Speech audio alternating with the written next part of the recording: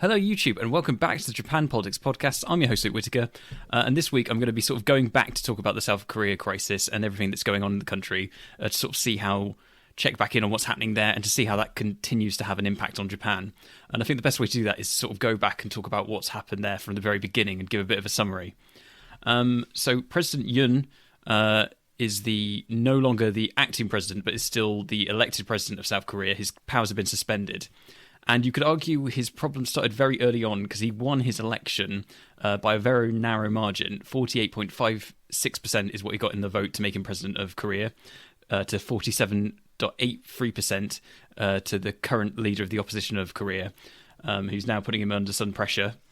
So he had quite a narrow margin. His party doesn't have a majority hold of the South Korean parliament anymore, which puts him under more pressure. And he's also faced a number of scandals, both him and his wife, including accusations of corruption, which has undermined him and his sort of hold on power. And also he's had very low approval ratings sort of towards the end of his tenure, which has put him under a lot of pressure. There was sort of fear that he might face a criminal investigation, even him or his wife. So his response to that was to declare martial law in South Korea, which ultimately failed. He declared martial law, put the military in control of the government, and made moves to sort of take control of the parliament building. But ultimately that failed, as the South Korean parliamentarians were able to get into the South Korean parliament despite a military build-up, and they then voted almost immediately after he declared martial law. There was some question as to whether Yoon could hold on, but it seems like he either didn't want to order his military in, or they were unwilling to follow up on that order. And so they failed to stop the vote, and in the wake of the vote he felt under such pressure that he had to rescind martial law, and effectively that ended, some would argue, the martial law crisis. But there's now a real South Korean constitutional crisis ongoing. There were efforts to impeach Yoon afterwards and sort of hold him account for his declaring martial law. The first vote failed, but then in the second vote, because you need sort of a clear majority to impeach a South Korean president, the second vote succeeded, and that depended on his own party either having to abstain, spoil their ballots, or some of them having to support the vote to impeach him, which did happen in the end. And so in the end, the parliament voted to impeach him. That's not the end of the matter, though, because it's not enough to have a simple vote to impeach President Yoon. You also have to have the South Korean Supreme Court weigh on this and sort of decide whether they had valid cause to do so, and that vote has to be unanimous. The issue with this, of course, is that there's only currently 6, or there was until very recently, and so you need additional judges in.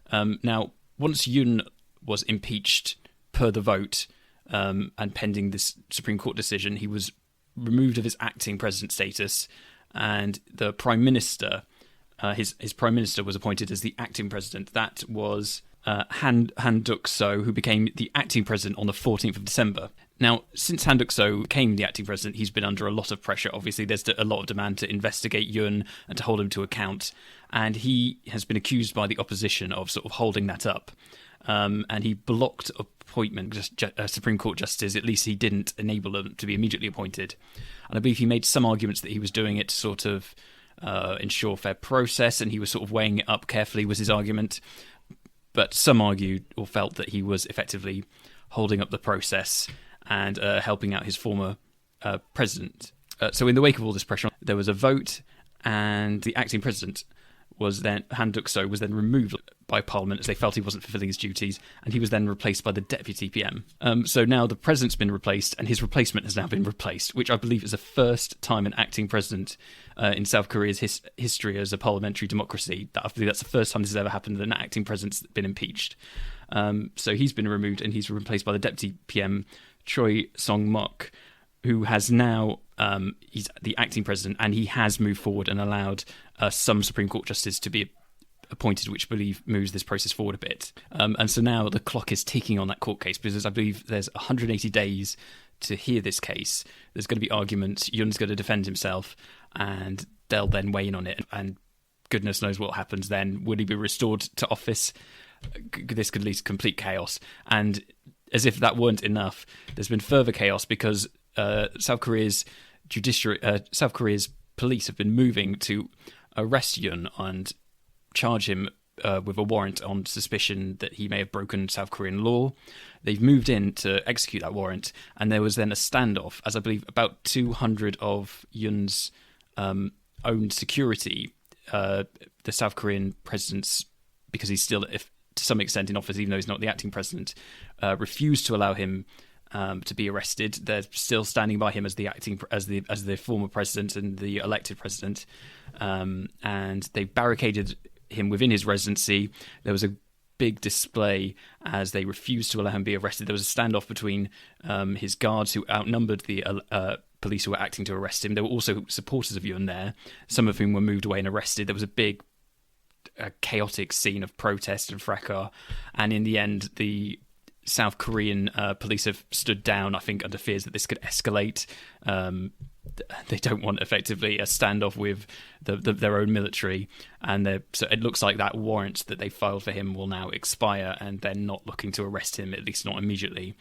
And so, again, this absolute chaos, and just throws into question what's happening in South Korea.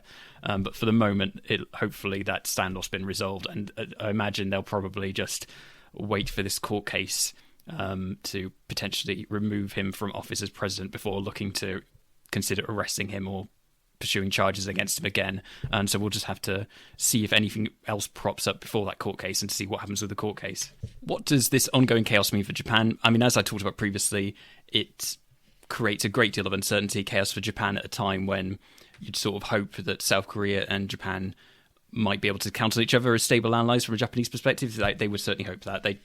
There's not much in it for them in this uncertainty at all.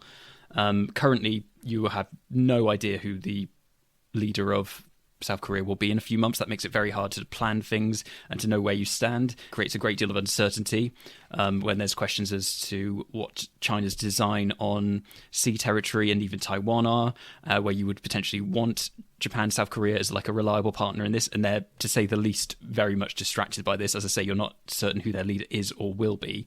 As a result, they're completely suspended in chaos by this, and it very much undermines them and their credibility. The fact that they can't resolve this swiftly or in a clear manner, this ongoing chaos. So it very much undermines South Korea. It makes things harder for Japan to know where they stand. And of course, Japan, it's worth mentioning, Ishiba's not been in the job that long. He wasn't in the office very long before he called this election. The elections created some uncertainty in Japan. He has had to form a minority government. He's having to work with other parties, and he's not even sure who his partner in South Korea, who the leader is. And so he's not been able to form any sort of existing relationship there, because it would be hard enough, this situation, if there was a figure who'd been in office for a very long time, and so who had pre-established relationships in South Korea. But no, you've got two effectively new leaders, or not even certainty on one side who the leader is. So forming this partnership to sort of face building an alliance together and facing the difficulties of diplomacy facing Japan and South Korea is doubly difficult as a result. And I read an interesting opinion piece by a Jennifer Kavanagh, and questioning sort of, is the US-South Korea alliance still ironclad, and should it be? And sort of talking about in the wake of all these crises, and questioning what the future direction of South Korean leadership will be. It mentions the fact that the potential successor from the opposition, who narrowly lost to Yoon, who might potentially be the next leader of South Korea if there's another election, he's maybe perhaps a little bit more sympathetic towards China, and so that could face sort of the thinking of South Korea. And I think, and it sort of questions, is this sort of really reliable alliance with the US and South Korea, is it ironclad and as reliable as it's always been, and should it be? I think the fact that question even has to be asked is a little bit concerning from a sort of a stability point of view, and for Japan, because they'd very much want, Ishiba's talked about even expanding this alliance network that exists within Southeast Asia. He's talked about sort of forming an Asian NATO, so he wants South Korea very much as a reliable partner in that. He would hope, if he's building this big alliance network, that South Korea is like a near neighbour, historical sort of a partner, as another Southeast Asian democracy nearby, that they would be able to cement close ties under his term in office. So the fact that these sort of questions are being asked and that there's this continued uncertainty is very worrying for Japan and for Ishiba, and for sort of the global situation in Southeast Asia in general. So that's sort of giving you a summary of what's happening in South Korea as this sort of crisis continues. And we'll have to wait to see the outcome of this court case and what happens from there. Now, another news story I'd like to talk about is the Constitutional Party in Japan, the CDP.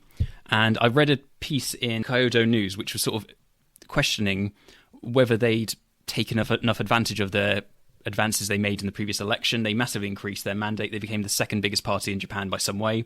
They went from 98, I believe, to 148 seats and became the second and cemented their place as the second biggest party.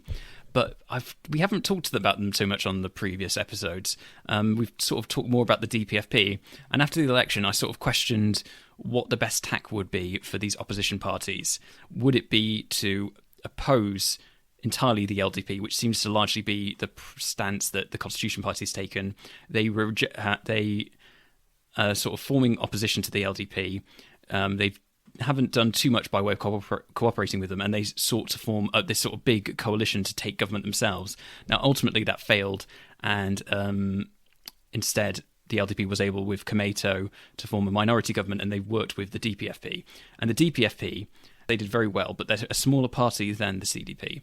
But I think they've maybe captured the headlines a little bit more than the CDP, and they've taken the tack not of being pure opposition, but of working strategically, not in a sort of formal coalition, but on an issue-by-issue basis with the LDP to get things done. And as a result, they've been in the headlines a lot for getting some of their measures through. They've raised the tax threshold in Japan, I believe. They've got some economic measures through, like tax relief, for instance. So you could argue that they've got something clear and concrete out of it. They've got additional headlines on themselves of taking this tack of saying, we're not forming coalition with the LDP, but we have a clear agenda which we were elected on, and we're going to maneuver ourselves to work with them strategically on issues where we agree and to return for getting certain things out of it. So in that respect, they've sort of, you could maybe argue they've got more attention, whereas the CDP and just more looking to purely oppose the LDP. Although they have this big block and they are naturally looking the main opposition to the LDP in the next election, you'll say, oh, they're the second largest party.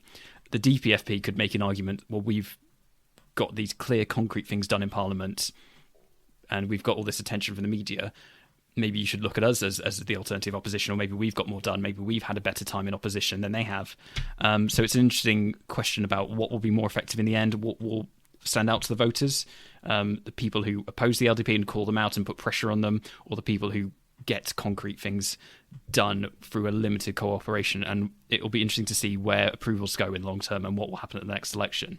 Following on to that, recently Ishiba was questioned, the leader of the LDP and the Prime Minister of Japan, in a radio interview, and he sort of floated the idea that there's always this possibility that you could form a grand coalition and that maybe Constitution and the LDP could sit down, and that would give them, if they were to work together and form a grand coalition, quite a majority. They could get things done. And this is precisely the argument that Ishiba's making, that it would be for the stability of Japan that they could form this big coalition, and it would break this sort of deadlock of having to work out with DPFP and other parties on an issue-by-issue basis what they want to get through. And instead, if they could sit down, compromise, draw out a clear agenda, they'd create a great deal of stability, is this argument. And certainly if they could actually work out an agenda despite being the two main opposition parties, they would be able to, whatever they agreed, easily get it through Parliament and create a, as Ishii was saying, stability, in that you know what the agenda's going to be. You could get it through. You wouldn't have to worry vote by vote, issue by issue, what the decisions are going to be. You wouldn't have to table things that are perhaps too close or too controversial and put them off until a different time when there's more of a more of a majority for the LDP, or say, okay, maybe we can raise this when we've sort of traded horses on and given another party this issue, maybe we can get support back, and sort of maybe in a few months we could sort of bring this controversial issue forward and get it through. They could just, if they could make an agreement with the CDP, get it through far more easily, which sort of plays into this argument about what the best tact is. But it would appear the Constitution Party have rejected this out of hand. Noda, the leader of the CDP, has said, we want to focus on forming the opposition, and we want to unite the power of the opposition parties to change the government. So he's sticking to his stance they had when they had a vote on who the next prime minister would be, where the CDP voted for themselves and they looked to other opposition parties to support them, prop them up in sort of a big coalition without the LDP, a grand coalition of opposition parties, which could have led, in theory, to a narrow majority if they'd all gang together. They're sticking to that stance. They're not changing their tact, and so I suppose they're hoping that they can continue putting pressure in opposition to the LDP, call them out on certain issues, put pressure on them, and that perhaps if the LDP struggle or run into difficulty, perhaps opposition parties might turn to them if circumstances were to change, or at least they can present themselves in this way as outside the government as a clear opposition, calling them out, holding them to account, presenting a clear alternative in opposition, not cooperating as parties like the DPFP have done in a limited basis. So we'll have to see in the long term what that does for the Constitution Party, and if that they consider changing that tact, or if they just continue providing this clear alternative opposition to the LDP, and see where that takes their approval and what happens with the LDP as they continue this minority government. Now, another interesting story that's come out this week is a story that houses are effectively shrinking in Japan, or sort of on average, which sort of ties into what I've talked about before with the moves that the governments, both regionally and nationally, have made to increase the birth rate in Japan. I did question whether it's perhaps, as an outsider, it seems that a lot of the jobs and the attention and seems focused around Tokyo. That's where all the jobs are. That's where people want to live. I believe 1 in 3 people in Japan, or something like that, live in the greater Tokyo area. And I questioned whether that's what's leading to partially difficulties with the birth rate. And there's been measures recently to combat that, like the 4-day work week, things like that, and greater support of childcare. But now this report suggests that houses in Japan are getting smaller, and the average floor space has fallen to a 30-year low. I suppose as more and more people are moving into houses, properties are getting divided up, or maybe the new builds there are a bit smaller. And so the total area per house is shrunk to 92 square metres, which is a decline of 3 square metres from 2003, the peak year, according to a latest survey. And so then this suggests that the problem is there's just simply not... You could argue part of the reason people aren't having children is they feel more cramped and they simply haven't got room to grow. But they sort of, I suppose you could argue, there's so many people living in Tokyo, it's difficult to get those larger houses, and all the jobs are there, so there's the pressure to remain as well. So it'd be interesting to see if this changes, if there's moves to maybe increase houses in sort of the commuter belts outside of Tokyo, or perhaps you could do something in terms of... Ishiba's talked a lot about discussed regionalism, and sort of maybe building up areas outside of Tokyo as a way to encourage childbirth outside of Tokyo. Maybe you could encourage more jobs outside of Tokyo. I believe they're trying something in terms of more chip production in Hokkaido. They're trying to build that up, a sort of a regional area to create job growth. That's one thing they've tried. Another thing is maybe you could see some combination of remote work possibly coming in more, or possibly the 4-day week, which they're already bringing to Tokyo. Maybe you could combine that. Maybe you could bring in a 4-day week and perhaps encourage people to live in areas just a bit outside of Tokyo, or even further out, and then commute in or remote in, or some sort of hybrid arrangement. This very much goes against what I understand to be sort of the traditional way of the working culture in Japan, where you're seen as being dedicated based on the amount of hours you're in the office, but maybe as space is shrinking, there's pressure on from the government to sort of address this birth rate issue. Maybe there could be some sort of change in this culture. There's already been moves with the 4-day work week push from the Tokyo government to have people in the office a little bit less. So maybe there's some sort of you could gradually push things in that direction. Be interesting to see if that's what the government does, or how they look to address this. But I just thought it was interesting that report came out that houses are getting smaller and smaller in the wake of these measures to reform Tokyo's working life and to get the population growing again. So we'll have to see how much those are linked and what the government might do. And so we've had a number of stories about over-touristification in Japan, record number of visitors, certain hotspots in Japan dealing with overcrowding, and as their sort of responses to that.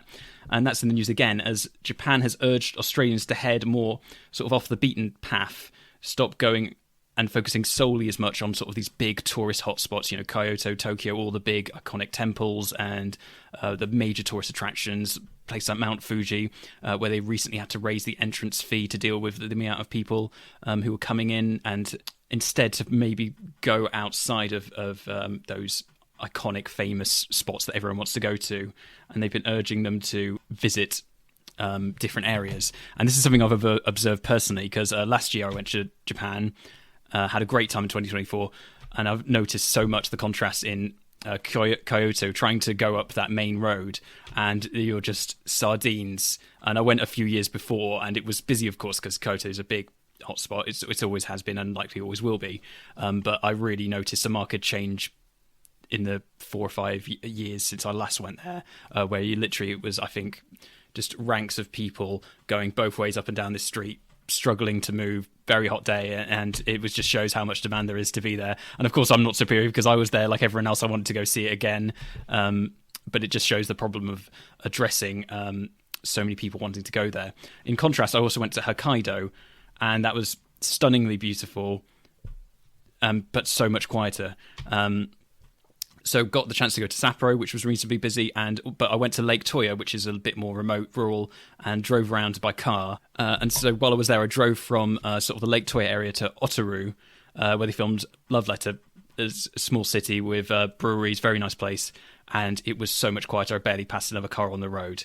And so I think it's going to be interesting to see how they do this, and encourage tourists more to go less to the key tourist spots, because I think there's this it's the obvious thing that appeals to everyone. It's where the airports are, Tokyo, and it's what everyone knows from media and films and YouTube, Instagram. They know it's a famous iconic site. So if you're going to go once to Japan, it's what occurs to everyone is to go to these famous sites. And there's this, it's what everyone sees on TikTok, YouTube, Instagram, etc. Of course. So it's going to be interesting to see how they encourage people to spread that money around and boost the regional economies, because obviously although it does create pressure, it's very good for Japan's economy, as their yen is a little bit weak, to have tourists coming in and spending money. And so it would present, of course, pressures for these regional areas to suddenly have tourists coming in there instead, but massive economic opportunity, and might ease some of the pressure on these famous tourist hotspots. And there's been the beginnings of sort of a little bit of a stick approach in terms of sites. I mentioned Mount Fuji, raising prices potentially to sort of discourage these vast numbers of people coming in, and sort of maybe encourage them to go elsewhere. Maybe there could be a little bit more of a carrot approach. That'd be interesting to see. Things like, it occurred to me, I was thinking about this, how could you get people to go to Hokkaido, which I thought was incredibly beautiful. I mentioned there's been films like Love Letter, the film was filmed in Otaru, and there's all these amazing sites. Maybe Japanese government could look at something like subsidizing films that are made there, or they could have like sort of obvious old-fashioned things like tourist information films highlighting these regional areas of beauty, and saying, oh, it's Japan's not just Kyoto and Tokyo. Look at how amazing different regional areas are. Maybe encourage people to make new films in those areas and offer like sort of tax subsidies if they do so. Maybe they could look to partner with people, famous YouTubers, Instagrammers, to sort of highlight different areas of Japan. People have done that already, of course. I know people like Abroad in Japan. Chris Broad's done videos in Hokkaido and Okinawa. Not that Okinawa's not exactly quiet, but other than, he's done videos in areas other than the traditional areas of tourist hotspots. So maybe you could encourage people to try to partner with YouTubers and famous media personalities to sort of focus more on these other areas in a sort of a bit of a campaign. Maybe work with airports to sort of have promotions to get people flying into airports other than Tokyo, for instance, or encourage or highlight the fact that you could fly from Tokyo to other areas within Japan. Maybe like some sort of joined up campaign to really push that would be interesting, and to see how effective that would be versus obviously the pressure of the areas are famous for a reason, and the areas like the iconic temples and tourist sites in Tokyo are what people have in mind, and that's where they want to go. But it'd be interesting to see how effective a sort of a carrot and sticks approach could be. And yeah, to highlight this, I read a report, a stat from the Japan Travel Agency that said that hotel stays in sort of the famous iconic three cities of Japan increased in the big three. They went up, but regional stays actually fell compared to 2019 statistics. So if anything, you really would like that going the other way, of numbers going up, which is inevitable as people are looking to moat after the pandemic, and Japan's a famous tourist area to go visit anyway, but as the yen is particularly weak, you'd want the overall numbers ideally to go up, but to sort of be a bit more evenly dispersed to help people just cope with the amount of pressure and sort of deal with the sort of tension that comes from over-touristification. But yeah, we'll have to see what the Ishima government might do in that respect and what their approach might be to sort of encourage this. And to round out the political news, I've got one last story that's a little bit more light-hearted, but I wanted particularly to raise it because it's a rare story that involves the SDP, the small party in Japan with only one representative. Although historically they were in government at one point and they did have, I think, up to something like 16 representatives. So sort of had a bit of a decline over the years. They've only got one representative now. But I mention this because the representative of the SDP, Fukushima Mizuho, and sorry for, as always, for mispronunciations, has weighed into this debate, has weighed into the news by uploading a photo of okonomiyaki, and it's sort of caught attention because there's a little bit of debate. It's sort of like Chicago versus New York pizza, between Kansai style okonomiyaki, which is sort of a delicious dish. It's like a pancake, savory pancake, and Hiroshima style okonomiyaki. And I think the difference is in Kansai style, you combine all the ingredients together and then batter them as one pancake, whereas in Hiroshima style, you layer the ingredients separately, and then you layer them all separately together, and then with a bit of batter, you cook them to create a different look of a like more distinct style versus combining the ingredients. And so this representative from the SDP, Fukushima, who this small party with only one seat, it appears she perhaps was afraid of offending anyone. She wanted to post a photo of okonomiyaki, but didn't want to like pick one style versus the other. So she's just posted this entirely different looking, like sort of fried cabbage looking dish with just like a little bit of sauce on top. And it's like you were afraid as a American politician of weighing into Chicago deep dish pizza versus New York thin slice pizza and offending one group or the other. So you just made a calzone instead and hoping that no one would call you out on it. I just thought that was funny that I wonder whether that was a conspicuous decision on her part, that she was just being so careful of not picking a side on that and offending any of her constituents that she made something completely separate. But yeah, I saw that on Twitter, which made me laugh a bit. The idea that politicians are just so careful to avoid offending may not have been conscious, but I like the idea that it was. So that rounds up this political news, but I'd now like to talk about any other news. And it's a very interesting story, sort of talks on the nature of work in future, technology, the question of population in Japan, whether you have enough workers, social interaction, all these things sort of come up in this story, really. You could talk about the implications of all of them. Lawsons have been addressing sort of the difficulty of having staff in all their locations, particularly in like late night shifts, and to have staff on hand to service people. And they've addressed this by hiring a Swedish remote worker who will sort of appear remotely through the screen to sort of a self-checkout thing to sort of assist customers. And I believe they've been able to do this because Sweden, I think, has the optimum sort of time difference where a person working normal, what you'd call normal working hours, would be at night in Japan. And they've got someone in Sweden who is a Japanese speaker. And so they've been trying that to sort of remotely talk people through the checkout process. And so I just thought that was very interesting as a trial, and to whether we might see more of this sort of thing in future, as opposed to alternatives of maybe shutting earlier, more technology, more self-remote checkouts with less staff. Obviously, this could only be very limited because I imagine there's only going to be so many people who speak Japanese within Sweden, but whether you might try this more globally if this trial was successful. I have personal experience of working in the UK when they were first introducing self-checkout devices, and there is that bit of resistance where people are reluctant. They sort of talk about the fact, I feel strange doing it on my own. You feel like you're sort of some people, customers who I was trying to encourage to use them or like help them through it, were sort of said, I don't want to take people's jobs away. It's sort of interesting. They sort of feel like, maybe they're like what you call scabs, like crossing the picket line if you're sort of using a self-checkout device to take away from people's jobs. But some people were perfectly fine with it. and were happy to try the self-checkout as long as there was like someone there to assist them and take them through it. So it'd be interesting to see what the attitudes, if you see more of this sort of thing, will be over time. Obviously, Japan's used robots in the past to help staff customer service jobs where there's been difficulty getting people in. So interesting to see if there's more of this sort of thing. And the Lawsons group have mentioned that they've got plans to potentially expand this, and they've mentioned countries, Brazil and the US, they might look to draw upon, which makes sense because I believe Brazil has a fairly high number of people who are of Japanese extraction, or people who emigrated there, or descendants of people who emigrated there from Japan. I believe there's quite a big Japanese-speaking community in Brazil. So potentially that could be quite a lucrative thing to do, to sort of get people on these avatars while still having that actual person-to-person interaction. So it'd be interesting to see how this expansion rolls out and how people respond to it. But I just thought that was interesting, and it says all sorts of things about the economy and the future of Japan. Yeah, so that rounds out the show, really, guys. Thank you so much for listening. This has been the Japan Politics podcast on YouTube and Spotify and iTunes. Sayonara, goodbye.